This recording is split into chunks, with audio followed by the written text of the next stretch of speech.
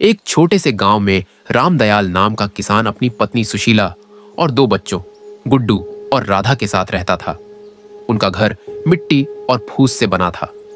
खेत छोटा था और उसमें इतनी फसल नहीं होती थी कि पूरे साल घर का खर्चा चल सके।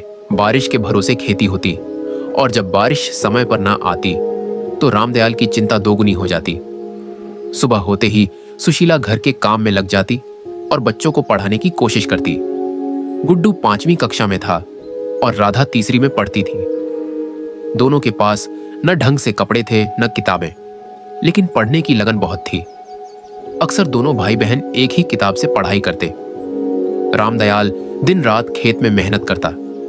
गर्मी की धूप में पसीना बहाते हुए वह अक्सर सोचता, काश मेरे बच्चों की जिंदगी मेरी तरह कठिन न हो। लेकिन गरीबी की जकड़न से निकल पाना आसान नहीं था।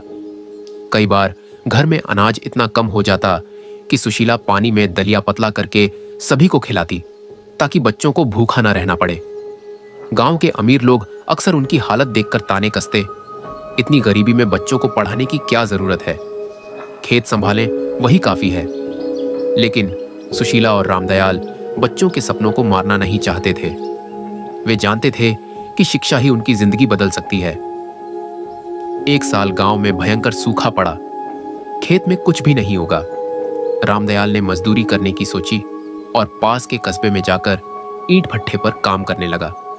सुबह से शाम तक मेहनत करने पर भी बहुत कम मजदूरी मिलती, लेकिन उसी से घर का चूल्हा जलता रहा। इसी दौरान स्कूल में फीस और किताबों का दबाव बढ़ा। रामदयाल और सुशीला ने अपने खाने पीने में और कटौती कर दी ताकि बच्चों की पढ़ाई न रुके। कई बार गुड्डू और राधा ने खुद कहा, बाबा हम पढ़ाई छोड़ देंगे। लेकिन रामदयाल ने दृढ़ आवाज में कहा, नहीं बेटा, तुम लोग पढ़ोगे, यही हमारी सबसे बड़ी पूंजी है।